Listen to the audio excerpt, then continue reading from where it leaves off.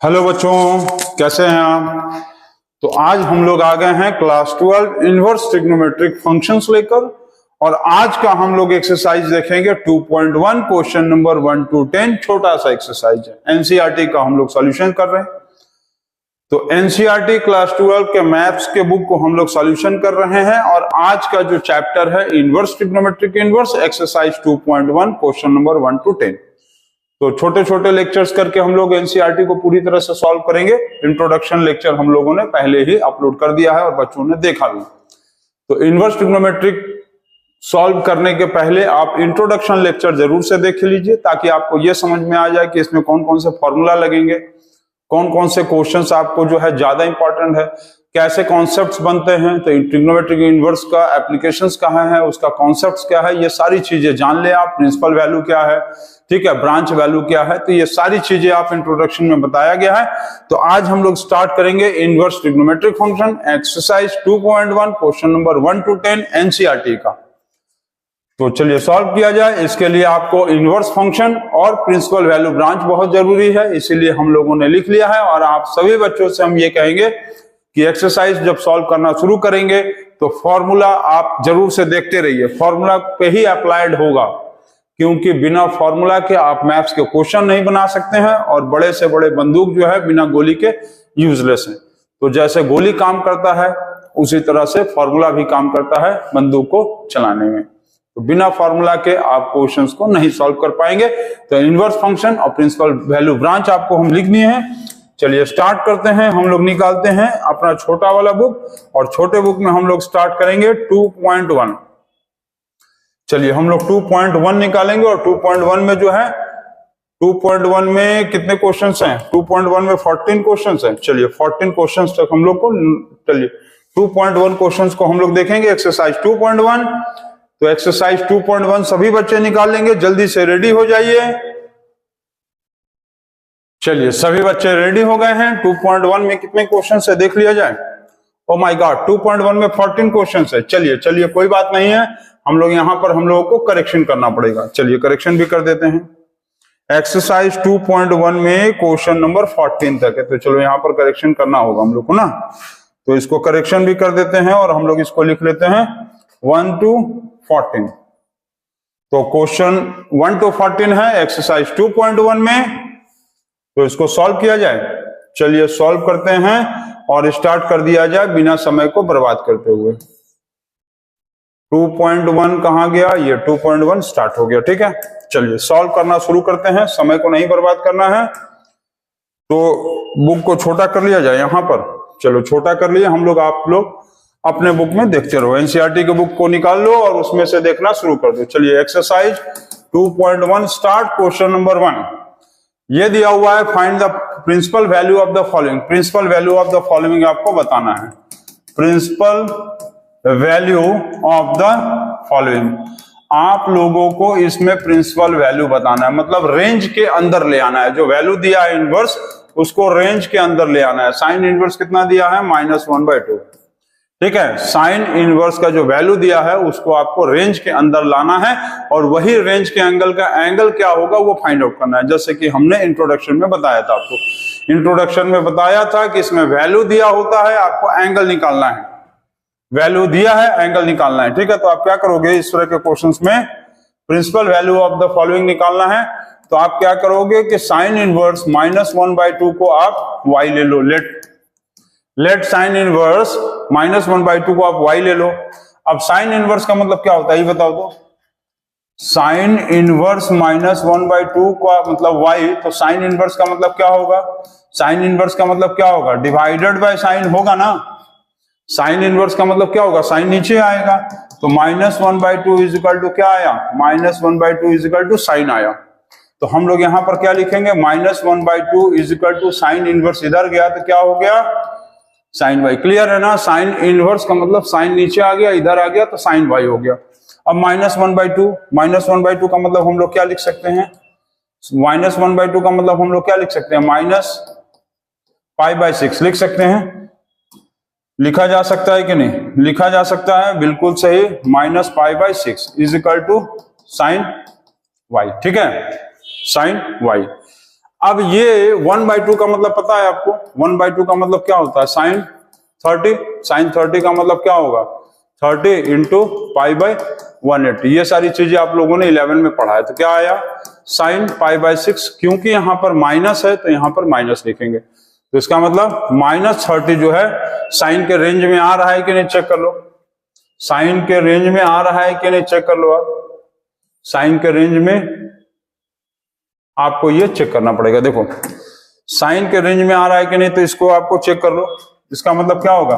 -90 से लेके +90 होगा ना। और ये 0 से पाई का मतलब क्या होगा? 0 से लेके 180।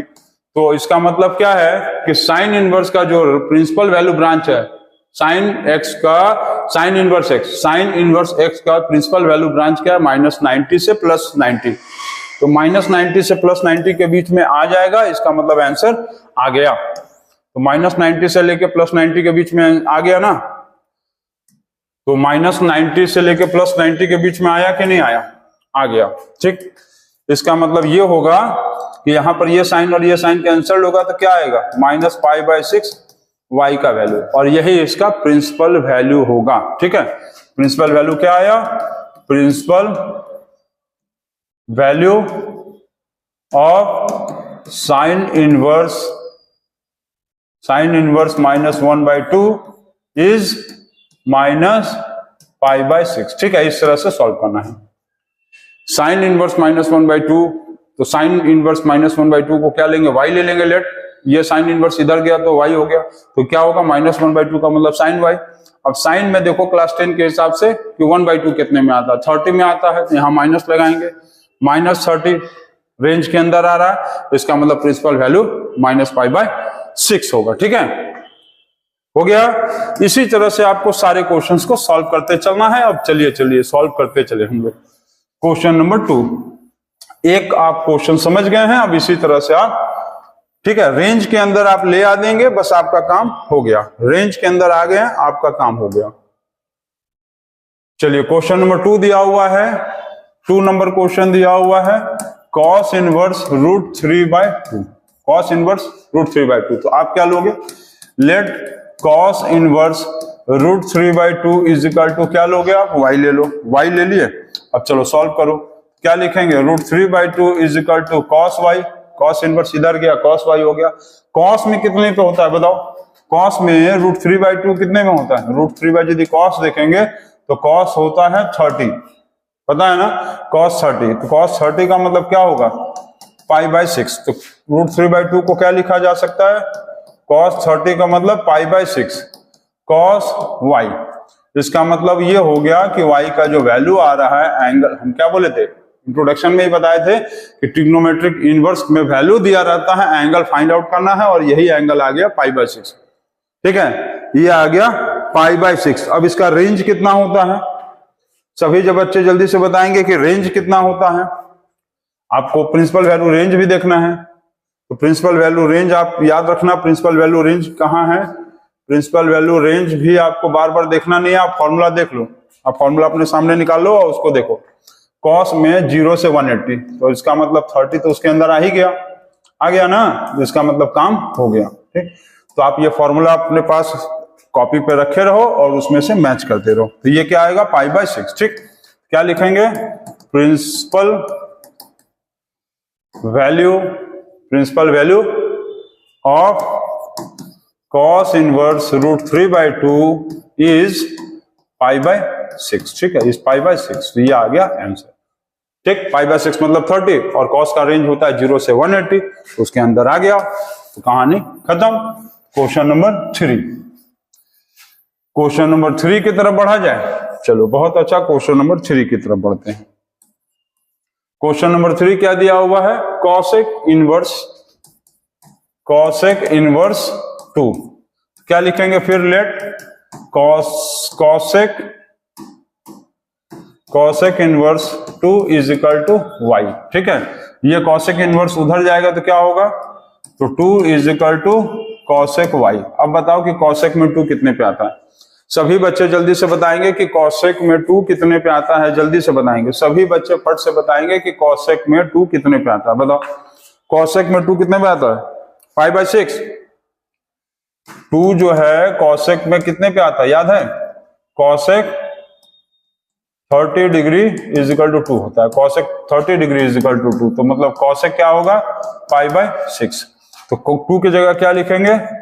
Cosec 5/6 is equal to cosec y। ठीक, इसका मतलब ये और ये फिर कैंसिल हो गया, तो 5/6 is equal to cosec.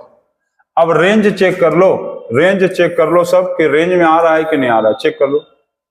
Cosec का रेंज क्या है? देखो कॉसेक का रेंज आ रहा है -π/2, मतलब 90, -90 और +90 एक्सक्लूडिंग जीरो, एक्सक्लूडिंग जीरो। ये माइनस जो जीरो दिया हुआ है कॉसेक में -0 दिया है, मतलब जीरो छोड़कर, -90 से +90 के बीच में जीरो को छोड़कर। ठीक है, -90 से +90 के बीच में आ रहा है जीरो को छोड़कर, तो ये तो आ ही रहा है वैल्यू, -90 से +90 के ही बीच में आ गया, इसका मतलब 30, मतलब रेंज में आया। तो इसका प्रिंसिपल वैल्यू क्या होगा? Principal value of cosec inverse 2 is π/6। ठीक है, इस π/6 मतलब कॉसेक इनवर्स 2 का वैल्यू कब होगा? एंगल कितना होगा? π/6 पे होगा। ठीक है, समझिए। प्रिंसिपल वैल्यू का मतलब है, प्रिंसिपल वैल्यू का मतलब क्या हो रहा है? प्रिंसिपल वैल्यू का मतलब एंगल का रेंज निकाल लेंगे और उसी रेंज में वो लाई करेगा, बस। चलिए, हो गया। Question number 3 is also completed. Question number 4 की तरफ आगे बढ़ा जाए। क्वेश्चन नंबर 4 की तरफ आगे बढ़ेंगे। प्रिंसिपल वैल्यू रेंज बस देखते जाइए और आंसर लाते जाइए, कोई समस्या नहीं, किसी तरह का समस्या नहीं, कॉन्सेप्ट तगड़ा है, आंसर आना ही आना है। तो tan इनवर्स -√3, तो फिर क्या लिखेंगे? Let tan inverse -√3 is equal to y। tan inverse उधर गया तो क्या होगा? tan इनवर्स उधर गया तो क्या होगा? tan y हो गया। अब tan y का जो है हम लोग वैल्यू निकालेंगे तो कितना आएगा बताओ? tan y का वैल्यू निकालेंगे तो क्या आएगा? -√3। √3 कितने पे होता है पता है? √3 कितने में होता है? tan 60 पे √3 होता है। क्लियर? इसका मतलब क्या लिखेंगे? माइनस क्या लिखेंगे बताओ? √3 का मतलब 60 होता है ना, तो 60 का मतलब क्या होगा? 60 का मतलब π/180 करेंगे तो इसका मतलब क्या आएगा? π/3 आएगा। तो क्या लिखेंगे? tan minus π/3 is equal to tan y। √3 का मतलब π/3 60, ये और ये फिर कट गया तो -π/3, y का वैल्यू आया। अब आपको देखना है कि रेंज के प्रिंसिपल वैल्यू रेंज के अंदर आ रहा है कि नहीं। चलो चेक कर लेते हैं, tan का भी रेंज चेक कर लिया जाए। tan का रेंज कितना है? tan का रेंज चेक कर लिया जाए।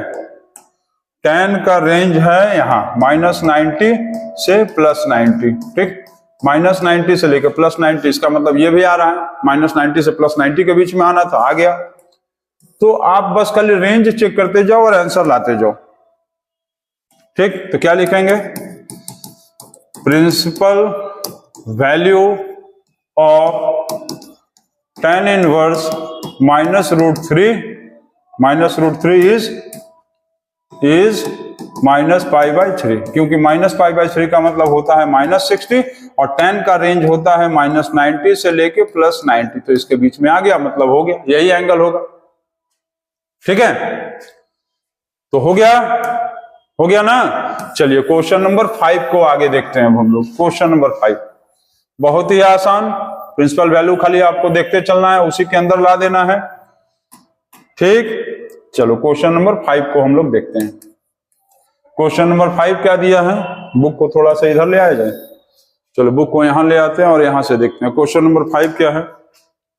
5 दिया हुआ है cos इनवर्स -1/2। cos इनवर्स -1/2 दिया, तो cos इनवर्स -1/2 कितने पे होता है? इसको क्या करना पड़ेगा? Let cos inverse -1/2 equal to y। अब क्या करेंगे कि -1/2 cos उधर गया तो cos y हो गया, cos y हो गया। 1/2 कितने में होता है बताओ तो? 1/2 cos कितने पे होता है? cos 1/2 cos कितने पे होता है? 1/2 cos 60, मतलब cos 60 का मतलब क्या होगा? π/3। अब क्योंकि यहां माइनस है, क्या है, माइनस है, तो क्या लिखेंगे, minus cos minus pi by 3 is equal to cos y, मतलब -60, -60, माइनस पाई बाई 3 का मतलब -60, ठीक है, -60 होगा, क्योंकि यहां पर -1/2 दिया है, -1/2 दिया है, इसका मतलब -60 आएगा, आएगा ना -60। कॉस का रेंज कितना होता है, देखो कॉस का रेंज पता है आपको कितना होता है, कॉस का रेंज देख लो, प्रिंसिपल वैल्यू ऑफ ब्रांच देख लो, कॉस का जो वैल्यू है वो आ रहा है, कॉस का वैल्यू आ रहा है 0 से लेके पाई, मतलब 0 से लेके 180 के बीच में, और हम लोगों का वैल्यू आ रहा है -60, मतलब इसमें नहीं आएगा, तो हम लोगों को क्या करना पड़ेगा, 180 में से उसको माइनस करना पड़ेगा, क्या करना पड़ेगा, 180 में से हम लोगों को माइनस करना पड़ेगा, ठीक है। जब उस रेंज में नहीं आएगा तो उस रेंज में लाने के लिए हम लोग को 180 में से माइनस करना पड़ता है, समझिए।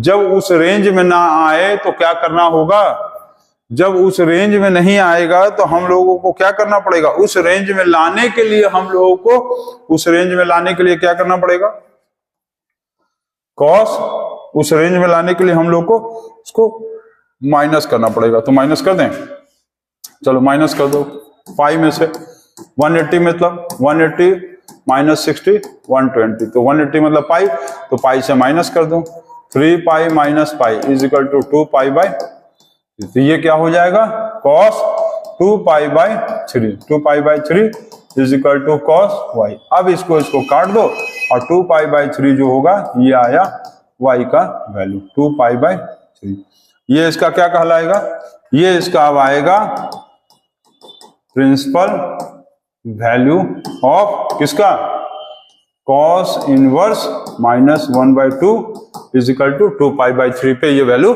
सेटिस्फाई करेगा। तो जब वैल्यू स्ट्रेट वर्ड सीधा सीधा आ रहा था तो हो गया, उसके रेंज के अंदर आ जा रहा था, प्रिंसिपल वैल्यू ब्रांच के अंदर आ जा रहा था, तो सही, प्रिंसिपल वैल्यू ब्रांच से बाहर आ रहा था, जैसे कॉस का वैल्यू होता है 0 से 180, लेकिन ये आ रहा था -60, तो क्या करना है, 180 में से माइनस करेंगे, 180 मतलब पाई माइनस पाई बाई 3 कर देंगे, ठीक है, हो गया। चलिए क्वेश्चन नंबर 6 पे देखा जाए, चलिए क्वेश्चन नंबर 6 को आगे हम लोग देखा जाए। क्वेश्चन नंबर 6 क्या है, सभी बच्चे देखेंगे, तो एकदम इजी वाला क्वेश्चन, हलवा वाला क्वेश्चन, एकदम हलवा क्वेश्चन, एकदम हलवा वाला क्वेश्चन नंबर 6 देखते हैं। क्वेश्चन नंबर 6 क्या दिया है, tan इनवर्स -1, tan इनवर्स -1, तो फिर वही चीज, let tan inverse -1 is equal to y, तो क्या होगा, -1 is equal to tan y। अब 1 कितने पे होता है बताओ, 1 होता है tan 45 पे, तो -1 का मतलब क्या होगा, -1 का मतलब -tan 45 होगा ना, तो 45 का मतलब क्या होगा, 45 इंटू पाई बाई 180, तो -π/4 कितना आ रहा है, -π/4, क्या लिखेंगे, tan -π/4। अब आप ये चेक कर लो कि ये प्रिंसिपल वैल्यू ब्रांच में आ रहा है कि नहीं, tan में प्रिंसिपल वैल्यू ब्रांच आ रहा है कि नहीं आ रहा है, -π/4, तो tan का रेंज चेक कर लो, प्रिंसिपल वैल्यू ब्रांच का रेंज देख लो, tan में देखो कितना है, tan का ये है, tan का क्या है, -π/2 से लेके +π/2, मतलब -90 से लेके +90, तो -90 से +90 का मतलब -45 इसके अंदर आ गया, ये मतलब इसका आंसर क्या आएगा, -π/4, ये सेटिस्फाई कर रहा है। क्या लिखेंगे, principal value of tan inverse -1 is -π/4, ठीक है, -π/4 मतलब -45, और -45 -90 +90 के बीच में आ जाता है, ठीक है। तो क्वेश्चन नंबर 6 हो गया। चलिए क्वेश्चन नंबर 7 से आज हम लोग देखा जाए, आगे बढ़ा जाए। क्वेश्चन नंबर हम लोग 7 से पढ़ते हैं। चलो भाई तुम भी थोड़ा सा छोटा हो जाओ, यहां आ जाओ। क्वेश्चन नंबर 7, क्वेश्चन नंबर 7 क्या दिया है, जल्दी से देखिए। चलिए बच्चे, सभी बच्चे देखते जाएंगे और सॉल्व भी करते जाएंगे फटफट विद इन सेकंड्स में। क्वेश्चन नंबर 7 देखना हम लोग को, sec इनवर्स 2/√3, तो हम लोग फिर क्या लेंगे, let sec inverse 2/√3 is equal to y लेंगे। तो क्या आएगा 2/√3 is equal to sec by inverse इधर गया y। अब सेक में 2/√3 कितने में होता है, सभी बच्चे बताएंगे, जल्दी से बताएंगे। सेक में 2/√3 कितने में होता है, पाई/6 पे होता है। ठीक है, पाई/6 पे होता है ना, क्लियर है ना, पाई/6 पे होता है, बिल्कुल सही बता रहे हैं सभी बच्चे, पाई/6 पे होता है। तो क्या लिखेंगे, सेक पाई/6, क्योंकि 2/√3 का मतलब सेक कितना होगा, तो सेक 30 होता है। सेक 30 का वैल्यू 2/√3 होता है, क्योंकि cos 30 का वैल्यू क्या होता है, √3/2, तो इसी का उल्टा होता है 2/√3। और 30 का क्या लिख सकते हैं, 30 का मतलब पाई/180 करते हैं, उसमें रेडियन में चेंज करने के लिए पाई/6। अब आपको देखना है कि सेक का प्रिंसिपल वैल्यू क्या है, सेक का वैल्यू प्रिंसिपल वैल्यू क्या है वो चेक करना होगा।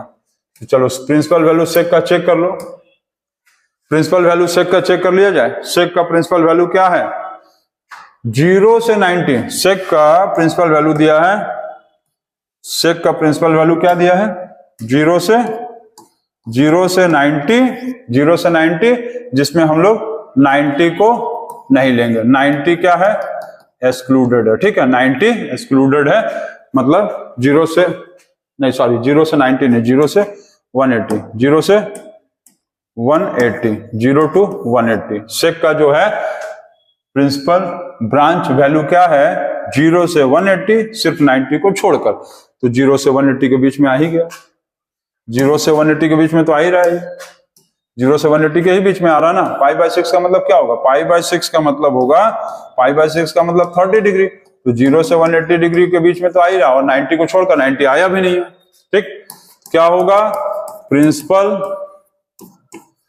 Value of sec inverse 2/√3 is कितना आ रहा है, पाई/6। ये आ गया आंसर। ठीक है, क्वेश्चन नंबर 8 देखा जाए। चलिए क्वेश्चन नंबर 8 तो एकदम आसान नहीं है, रेंज में 180 माइनस करके ले आओ, आ जाएगा। ठीक है, question number 7 complete. Question number 8, question number 8 को देखा जाए, क्वेश्चन नंबर 8 को देखा जाए। चलो क्वेश्चन नंबर भाई 8 चलिए चेक किया जाए क्या है। क्वेश्चन नंबर 8 क्या है, कॉट इनवर्स √3। तो इसको चलो सॉल्व करें, क्या लिखेंगे, let cot inverse √3 is equal to y।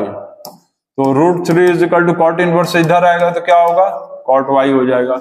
अब कॉट में √3 कितना पे होता है बताओ, कॉट में √3 कितने में होता है, तो ये होता है कॉट 30। कॉट 30 का मतलब क्या होगा, पाई/6। कॉट 30 का मतलब क्या होगा, पाई/6। अब चेक कर लो कि पाई/6 में आता है कि नहीं है। इसका प्रिंसिपल वैल्यू रेंज कितना है, पाई/6 कॉट y। तो चेक किया जाए, आप लोग फॉर्मूला लिखे हो अपने कॉपी पे, उसमें से चेक करो। कॉट का वैल्यू देखो क्या है, कॉट का वैल्यू क्या है, कॉट का वैल्यू है 0 से लेके 0 to 180, ओपन इंटरवल, मतलब 0 नहीं आएगा और 180 नहीं आएगा, 0 से 180 के बीच में आएगा। ओपन इंटरवल का मतलब क्या होता है, ये ओपन इंटरवल है, ओपन इंटरवल का मतलब 0 से लेके 180, लेकिन 0 और 180 नहीं होगा, 0 और 180 के बीच का सब वैल्यू, 0 और 180 के बीच का सारा वैल्यू। तो हम लोग का कितना आया इसमें, हम लोग का पाई/6 आ रहा है। पाई/6 का मतलब कितना होता है, 30। पाई/6 का मतलब 30, मतलब 0 से 180 के बीच में आ गया, तो ये सही है। Principal value of cot inverse √3 is पाई/6, ये आ गया आंसर, पाई/6। क्लियर, तो क्वेश्चन नंबर 8 भी बन गया। अब क्वेश्चन नंबर हम लोग 9 की तरफ आगे बढ़ते हैं। क्वेश्चन नंबर 9 क्या है देख लिया जाए। चलिए इसको इरेज करें,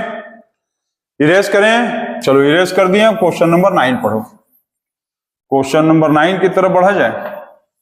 इजी वाला क्वेश्चन है, चलो इजी वाला है। क्वेश्चन नंबर 9 नंबर में क्या दिया हुआ है, कॉस इनवर्स -1/√2। तो ये बताओ कि कॉस इनवर्स, ये आप हमको बताओ कि इसको फिर ऐसे ही लेंगे, let cos inverse -1/√2 is equal to y. तो -1/√2 क्या लेंगे, -1/√2 is equal to cos y. अब ये बताओ कि कॉस में 1/√2 कितने पे होता है, कॉस में 1/2 कितने पे होता है, तो कॉस में 1/2 कितने पे होगा, जब कोई बता सकता है, 45। कॉस में होता है 1/√2, माइनस है ना, तो -45, -45 का मतलब क्या आएगा, -45 का मतलब क्या आएगा, -π/4 आएगा ना। -45 का मतलब क्या होगा, -π/4, -π/4 मतलब कॉस इनवर्स नहीं, क्या आएगा, क्या आ रहा है, cos -π/4 is equal to cos y, cos -π/4 is equal to cos y. Cos का रेंज देखो कितना होता है, कॉस के रेंज में ही नहीं आएगा, ये कॉस के रेंज में नहीं आ रहा है, क्योंकि देखो कॉस का रेंज क्या है, कॉस का रेंज है 0 से 180, कॉस का रेंज है 0 से लेके 180, और हम लोगों का वैल्यू आ रहा है -45। तो हम लोगों को क्या करना पड़ेगा, पाई माइनस करना पड़ेगा ना, याद है ना, पाई माइनस करना पड़ेगा। तो पाई माइनस करके बताओ, देखो कितना आ रहा है, पाई माइनस करके चलो जल्दी से बताओ, तो क्या करना पड़ेगा हमको, cos pi minus π/4 is equal to cos y. अब इसको सॉल्व करेंगे तो क्या आएगा, इसको सॉल्व करेंगे तो पाई माइनस π/4, क्योंकि देखो -π/4 मतलब -45 आ ही नहीं रहा, क्योंकि कॉस का रेंज दिया है 0 से 180, तो -45 नहीं आएगा 0 से 180 में, प्लस 0 से 180 का मतलब क्या होगा, +0 से लेकर +180, लेकिन यहाँ आ रहा -45, रेंज नहीं आ रहा। अब इसको रेंज में चेंज करो हमको, पाई में से माइनस करके, 4π माइनस पाई कितना होगा, 3π/4, ठीक है, 3π/4। तो ये क्या आएगा, cos 3π/4, 3π/4 का मतलब कितना होता है, 3π/4 का मतलब क्या होगा, 180/π, यही ना करेंगे, ये हो गया 45 मतलब 135। और cos इनवर्स x का रेंज क्या होता था, cos इनवर्स x का रेंज क्या है, cos इनवर्स x का रेंज क्या है, 0 से 180, तो 0 से 180 के बीच में आ गया ना, मतलब ये सेटिस्फाई कर रहा है, तो 3π/4 ये आएगा, ठीक है। तो इसका प्रिंसिपल वैल्यू क्या होगा, इसका हो रहा है principal value of cos inverse -1/√2 is 3π/4, ठीक है, उसके अंदर आ गया ये। चलिए क्वेश्चन नंबर 9 बन गया। क्वेश्चन नंबर 10 की तरफ आगे बढ़ते हैं। क्वेश्चन नंबर 10 इरेज करें, चलिए इरेज करते हैं, बहुत इजी क्वेश्चन था। क्वेश्चन नंबर 10, तो क्वेश्चन नंबर 10 की तरफ बढ़ जाया जाए और देखा जाए कि क्वेश्चन नंबर 10 में क्या कहा है। क्वेश्चन नंबर 10 में क्या कहा है, यहां देखना पड़ेगा। क्वेश्चन नंबर 10 में कहा है cosec इनवर्स -2, ठीक है। सभी बच्चे बना रहे हैं, सभी बच्चे बना रहे हैं कि नहीं, बना रहे हैं। cosec इनवर्स -√2, ठीक, तो क्या लेंगे, let cosec inverse -√2 is equal to y. तो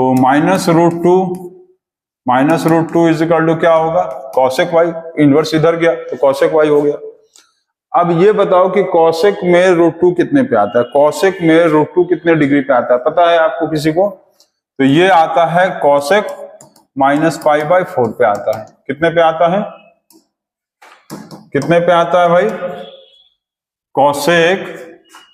cosec में -√2, तो √2 आता है 45 पे, -45 मतलब -π/4, ठीक है। अब ये आपको चेक करना पड़ेगा कि रेंज में आ रहा है कि नहीं cosec का रेंज क्या है वो चेक करना होगा आपको फॉर्मूला से। फिर तो फॉर्मूला से चेक करो, cosec का रेंज आ रहा है -π/2 से लेके +π/2, मतलब -90 से लेके +90, 0 को छोड़कर। cosec का देखो रेंज आ रहा है -90 से +90, 0 को छोड़कर, तो -90 से +90 के बीच में तो आ ही गया, -90 से +90 के बीच में आ रहा है, -π/4 का मतलब क्या होगा, -45 मतलब -90 से +90 के बीच में आ गया, ये -90 से +90 के बीच में, मतलब ये और ये खत्म, तो -π/4। तो इसका प्रिंसिपल वैल्यू क्या होगा? Principal value of cosec inverse -√2 is -π/4। ये आ गया इसका आंसर, इसी के रेंज के अंदर आ गया है ये, ठीक है। तो ये आंसर आ गया। क्वेश्चन नंबर 11 से देखा जाए क्या है, फाइंड द वैल्यू ऑफ, चलो find the value of solve कर लेते हैं। क्वेश्चन नंबर 11, 12, 13, 14 बहुत छोटा एक्सरसाइज है। चलिए क्वेश्चन नंबर 11 से देखते हैं। तो इसको इरेज कर दिया जाए, सभी बच्चों का हो गया, वेरी गुड। तो आप सभी बच्चों को यही कहेंगे कि बार बार देखो, आप इंट्रोडक्शन का कॉन्सेप्ट अच्छे से समझो। कोई भी ट्रिग्नोमेट्रिक इनवर्स का मतलब होता है कि वैल्यू दिया हुआ है और एंगल फाइंड आउट करना है। हम बार बार कर रहे हैं, वैल्यू दिया है, एंगल फाइंड आउट करना है। वैल्यू दिया हुआ है, एंगल फाइंड आउट करना है, इसीलिए हम लोग ट्रिग्नोमेट्रिक इनवर्स पढ़ते हैं। इसमें आपको प्रिंसिपल वैल्यू रेंज के अंदर लाना है, जो आ गया रेंज में ठीक, जो नहीं आएगा 180 माइनस कर देंगे, मतलब पाई माइनस कर देंगे, ठीक है। पाई माइनस उतना कर देंगे तो वैल्यू आ जाएगा। तो क्वेश्चन नंबर चलिए 11 हम लोग पढ़ते हैं और क्वेश्चन नंबर 11 हम लोग सॉल्व भी करते हैं। क्या दिया है क्वेश्चन सभी बच्चे पढ़ लेंगे और क्वेश्चन 11 को खुद से कोशिश करेंगे। tan inverse 1 plus cos inverse -1/2 और प्लस साइन इनवर्स -1/2। आप इसको ब्रैकेट में लिख लो, यदि आप बुक में ब्रैकेट में नहीं लिखा है आप ब्रैकेट में लिख लो, आपको समझने में आसान होगा, समझने में आपको ये आसान पड़ेगा, तो इसीलिए आप इसको ब्रैकेट में लिख लो, ठीक है। चलो इसको क्या लिख सकते हैं हम लोग, tan इनवर्स 1 को, चलो एक एक करके सॉल्व करते जाओ। हाँ यहां पर सॉल्व करते हैं। यहाँ tan इनवर्स 1 का मतलब क्या होगा, 1 मतलब ऐसे करके, जैसे हम लेट करके सॉल्व किए थे। चलो सॉल्व करो, ऐसे एक एक करके सॉल्व करके देख लो। लेट इजकल टू क्या ले लेंगे, y ले लेंगे, तो 1 इजकल टू क्या होगा, tan y होगा। 1 का मतलब क्या होगा, tan 45। tan 45 का मतलब क्या होता है, tan π/4 is equal to tan y।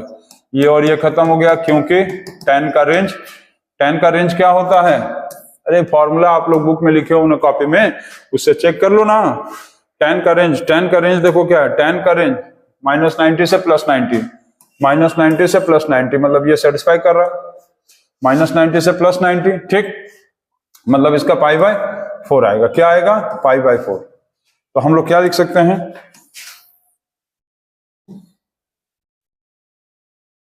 ये चलो यहाँ आ गया, इसको हम लोग लिख सकते हैं π/4 लिख सकते हैं, प्लस अब इसको सॉल्व किया जाए।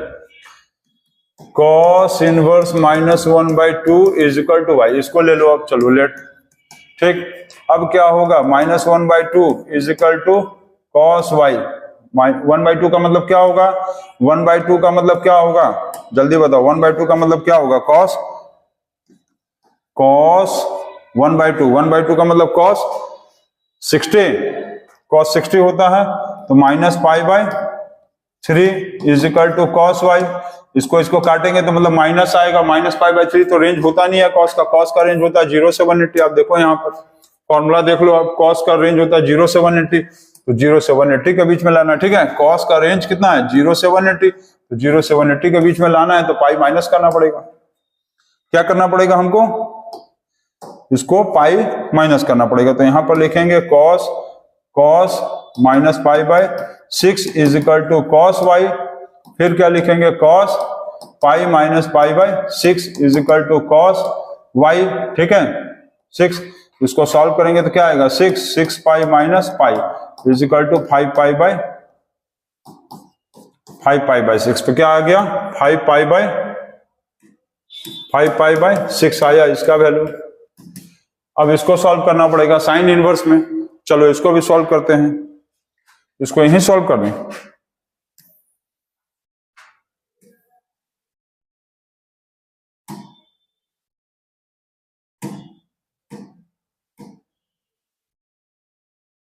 चलो इसको भी सॉल्व करते हैं। यहां sine inverse -1/2 is equal to y ले लो, लेट। तो क्या लिखेंगे, क्या लिख सकते हैं इसको हम लोग, ये लिख सकते हैं -1/2 is equal to sine y. इसको क्या लिखा जा सकता है, -1/2 का मतलब पाई बाय 1/2 मतलब 30, पाई/6 is equal to sine y. इसको काट देंगे -पाई/6, क्योंकि साइन का रेंज क्या होता है, साइन का रेंज देख लो क्या है, साइन का रेंज चेक करो, साइन का रेंज देखोगे आप क्या है, -90 से +90 है ना, -90 से +90 के बीच में आ रहा है। इसका मतलब कहीं ना कहीं जो है ये वैल्यू सेटिस्फाई कर रहा है। इसका वैल्यू क्या होगा, इसका वैल्यू -पाई/6, तो मतलब -पाई/6। अब सॉल्व कर लो, इसको सॉल्व करो। सभी बच्चे एलसीएम लेके जल्दी से सॉल्व करेंगे और आंसर बताएंगे। सभी बच्चे फटाक से बताएंगे, जल्दी से आंसर बताएंगे। 2π/3 इसका वैल्यू क्या, 1/2। ओ माय गॉड, यहाँ मिस्टेक हो रहा है, यहाँ मिस्टेक कर दिए हैं, मिस्टेक हो गया यहाँ थोड़ा सा। 1/2 कितने में होता है, 1/2 होता है cos, 1/2 का मतलब cos 60 होता है। cos इनवर्स पाई/60 का मतलब पाई/3 होगा, यहाँ मिस्टेक हो गया, ठीक है, यहाँ से मिस्टेक हो गया था। तो इसको हम लोग क्या लिखेंगे, -1/2 is equal to cos y, और -1/2 का मतलब होगा -पाई/3, ठीक है। cos -1/2 का मतलब होता है cos 60, ठीक है, क्या होता है cos -60 वाला, ठीक है, -60 मतलब -पाई/3। तो cos का रेंज क्योंकि 0 से 180 होता है, तो पाई-पाई/3 सॉल्व कर लेंगे, तो ये आएगा, मतलब हो जाएगा, एलसीएम लेंगे तो 3π - पाई/3, ये आएगा 2π/3, ठीक है, ये वैल्यू होगा 2π/3। ये मिस्टेक हो गया था, 2π/3। अब एलसीएम लेंगे तो क्या आएगा, एलसीएम लेंगे तो इसका क्या होगा, एलसीएम लेंगे तो ये आएगा 12, 3π + 6, 2 = 12π प्लस -2π, कितना होगा 12, 3 15 में से 2 गया, 13π/12, ये आ गया आंसर, 13π/12 इज द आंसर, ठीक है, 13π/12 ये आंसर आ गया। क्लियर है कि मिस्टेक है कहीं, मिस्टेक है कहीं, जल्दी बताएंगे। ओहो, फिर यही मिस्टेक कर रहा है ना, ये मिस्टेक आ रहा है।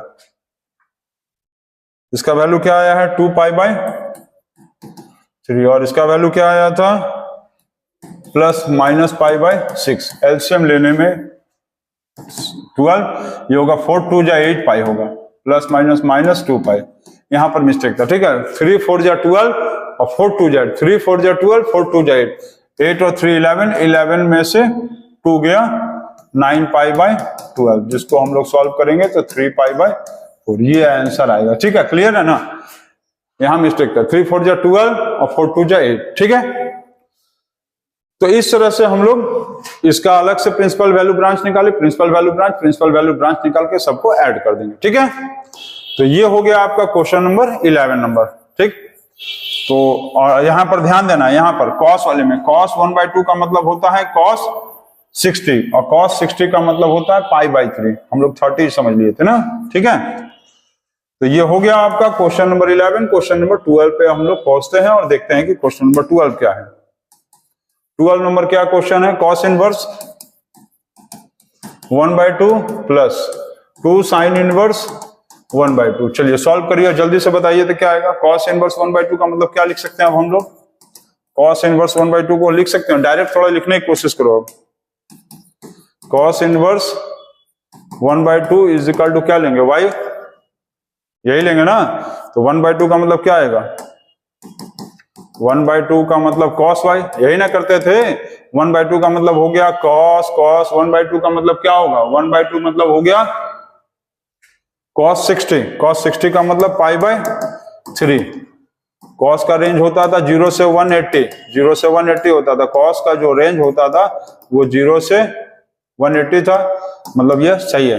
क्या लिखेंगे, पाई/3 लिखेंगे, प्लस क्या लिखेंगे इसको, पाई/3, प्लस 2 साइन इनवर्स का वैल्यू बताओ। चलो अब 2 साइन इनवर्स का वैल्यू सभी बच्चे बताएंगे, जल्दी से बताएंगे, फट से बताओ। तो 2 इनवर्स इसका वैल्यू बताओ। साइन इनवर्स 1/2 का मतलब क्या लिखेंगे? इज इक्वल टू, यदि y हम लोग लिखते हैं इसको तो जल्दी बताओ, थोड़ा सा आप लोग ओरली सॉल्व करो। 1/2 इज इक्वल टू क्या लिख सकते हैं? साइन y लिख सकते हैं। तो 1/2 का मतलब क्या होगा? साइन 30 का मतलब π/6 लिख सकते हैं, π/6। ये कैंसल, π/6 आ गया y का वैल्यू। तो y का वैल्यू क्या होगा? 2 × π/6। ये और ये कैंसल हो गया, 3 π/3 प्लस π/3, एलसीएम लेंगे 3 पाई प्लस पाई, क्या होगा? 2π/3। ये आ गया 2π/3 आंसर। ठीक, 2π/3 आंसर आ गया है 2π/3। अब क्वेश्चन नंबर 13 देखो, जल्दी से देखेंगे क्वेश्चन नंबर 13। सभी बच्चे जल्दी से क्वेश्चन नंबर 13 को देखेंगे। इरेज करें, चलिए इरेज करते हैं और क्वेश्चन नंबर 13 को आगे हम लोग बढ़ते देखते हैं। क्वेश्चन नंबर 13, तो क्वेश्चन नंबर 13 क्या है? Sine inverse x is equal to y। अब आपको बताना है रेंज। तो sine inverse x is equal to y में कौन से वैल्यू में होता था? याद है ना? याद है कि नहीं है? हम लोग इसको ऐसे नहीं लिखते थे, sine inverse x is equal to y लिखते थे, जिसके बाद हम लोग लिखते थे x is equal to sine y। x का वैल्यू क्या होता था? x का जो वैल्यू होगा, मतलब x का नहीं, सॉरी, x का तो वैल्यू दिया ही है। यहां पर हम लोग को y का वैल्यू बताना था ना, तो यहां पर y का वैल्यू का रेंज बताना है। तो चलो y का रेंज बताओ। y का रेंज कहां से कहां तक होता था साइन में? y का रेंज साइन में कहां से कहां तक होता था? याद है कि भूल गए हो? भूल गए हो कि याद है? याद है ना? तो साइन का रेंज देख लो। नहीं याद है तो यहां से देखो, साइन का रेंज कहां से कहां तक था? -π/2 से π/2। ठीक, -π/2 से लेके +π/2, -π/2 से +π/2। चलो भाई आगे निकलो। ये कहां गया? ये था। ठीक, तो क्या रेंज था? y का वैल्यू का रेंज बताना है। तो क्या रेंज था? -π/2 से लेके +π/2। तो y is equal to greater than smaller than equal to. ठीक, greater than equal to smaller than equal to था, क्योंकि देखो वो ओपन इंटरवल है, क्लोज इंटरवल है। ध्यान देना, साइन में आप फॉर्मूला में लिखोगे, ध्यान दो, देखोगे साइन में ये क्लोज इंटरवल है। ठीक है ना? ये चीज आप याद रखना, ये होता है क्लोज इंटरवल। क्लोज इंटरवल मतलब -π/2 से लेकर यदि π/2 दिया है, ये और ये वैल्यू दोनों क्या होगा? इंक्लूडेड। और ऐसे यदि दिया रहेगा, ऐसे यदि दिया है, इसका मतलब क्या होगा? इसको हम लोग बोलते हैं ओपन इंटरवल। ओपन इंटरवल का मतलब होगा ये दोनों वैल्यू क्या होगा? एक्सक्लूडेड होगा। ठीक है, जैसे मान लो -8 से दिया हुआ है 17, क्लोज इंटरवल, तो इसका मतलब -8 -7 -6 डैश डैश डैश डैश 16 17 पूरा। ठीक, पूरा क्लोज इंटरवल में। यही चीज यदि वैल्यू ऐसे ओपन इंटरवल में देगा तो आप ये समझ लेना, ये क्लोज इंटरवल वाला है। क्लोज इंटरवल ब्रैकेट बोलते हैं इसको, क्लोज इंटरवल ब्रैकेट बोलते हैं, और इसको बोलते हैं open interval bracket. Open interval bracket बोलते हैं। इसका मतलब होगा कि -8 नहीं लेंगे, -7 से लेंगे, स्टार्ट करेंगे, -6 -5 डैश डैश डैश 15 16, और इसमें हम लोग 17 भी नहीं लेंगे, और इसमें हम लोग -8 नहीं लेंगे। ओपन इंटरवल का मतलब दोनों वैल्यू को एक्सक्लूडेड। ठीक है, और क्लोज इंटरवल मतलब उसको लेकर। तो ये आ गया हम लोगों का, कौन सा नंबर था ये? ठीक है, ये आ गया हम लोगों का, इसीलिए इसको हम लोग -90 और +90 को लेंगे, इसीलिए smaller than equal to, greater, smaller than equal to और ग्रेटर देन इक्वल टू। इसका मतलब ऑप्शन होगा इसमें बी ऑप्शन इज करेक्ट। ठीक है, तो 13 का कौन सा ऑप्शन आ रहा है? 13 का B C D, जल्दी बताओ। 13 का विच ऑप्शन इज करेक्ट? 13 का ऑप्शन जल्दी बताएंगे। Option B is correct. ठीक है, क्योंकि ये दिया -π/2 स्मॉलर देन इक्वल टू और ग्रेटर देन इक्वल टू π/2। ठीक है, y का value greater than equal to -π/2 और स्मॉलर देन इक्वल टू π/2, तो ये दोनों वैल्यू हम लोग को इंक्लूडेड कहा था। ठीक, question number 13 completed. Question number 14 चलो देखते हैं। इस एक्सरसाइज का लास्ट क्वेश्चन ऑफ एक्सरसाइज 2.1। ठीक, तो क्वेश्चन नंबर 14 चलो देखते हैं। बहुत छोटा एक्सरसाइज, बहुत easy exercise. tan inverse √3 bracket में लिख लो, ज्यादा आसान पड़ेगा, माइनस sec इनवर्स -2। ठीक है, तो चलो सॉल्व करो। tan इनवर्स √3 को हम लोग कैसे सॉल्व कर सकते हैं? y लेते थे ना, लेट, तो क्या लिखेंगे? √3 is equal to tan y। √3 कितने में होता था? tan 60 का मतलब π/3। और tan का रेंज क्या होता था? tan का रेंज देखो भाई, tan का रेंज देखो -90 से +90 के बीच में, -90 से +90 के बीच में। इसका मतलब ये सेटिस्फाई कर रहा है। ठीक, ये सेटिस्फाई कर रहा है, तो इसका वैल्यू क्या आया? π/3। क्लियर? माइनस सेक को चलो सॉल्व करें, सेक को सॉल्व किया जाए। ये हो गया है इतना, सेक को चलो सॉल्व करो। इसको इरेज कर दें, इरेज कर देना इसको।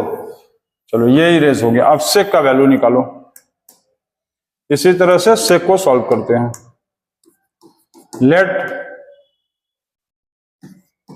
सेक inverse -2 is equal to y। तो -2 इज इक्वल टू क्या होगा?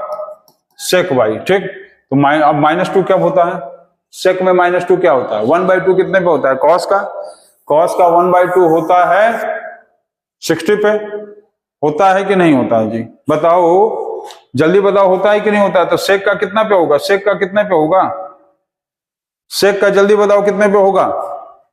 हाँ, -2 कितने पे होगा? सेक -π/3 60 पे होगा ना। सेक -2 कितने पे होगा? सेक -60, जिसको हम लोग π/3 लिखेंगे। ठीक है, -2। क्यों? कॉस का वैल्यू 1/2 कितने पे होता था? कॉस का वैल्यू, cos 60 का वैल्यू होता था 1/2। ठीक है, मान लो माइनस है तो यहाँ पर -60। ठीक, माइनस है तो -60। उसी तरह से सेक -2 क्या आएगा? 60 पे आया। तो -π/3 सेक का रेंज नहीं होता है। सेक का रेंज जो होता है वो आप देख लो, सेक का जो रेंज है वो 0 से लेके क्या है? सेक का रेंज 0 से 180 है। सेक का जो रेंज है वो 0 to 180 है। इसमें माइनस नहीं आ रहा है, तो हम लोगों को कन्वर्ट करने के लिए उसको क्या करना पड़ेगा?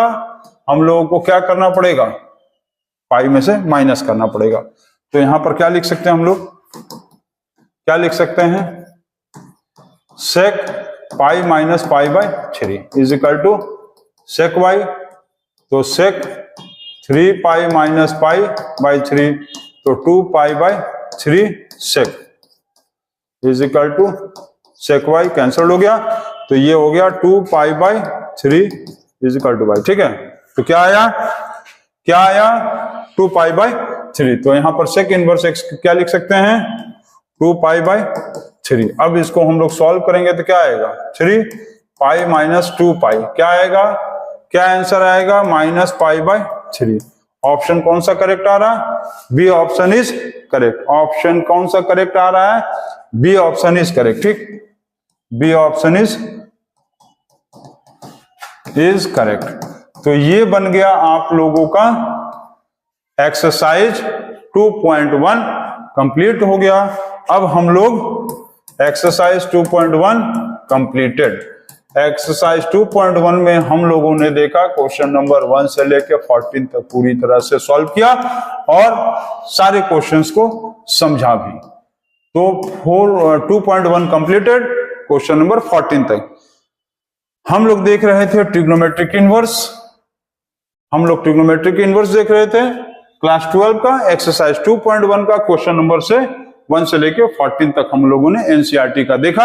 अब इसके बाद वाले लेक्चर में हम लोग 2.2 का कोई एक्सरसाइज स्टार्ट करेंगे तब तक के लिए सबसे इंपॉर्टेंट चीज कि सभी बच्चे जो है प्रिंसिपल वैल्यू रेंज याद कर लेंगे।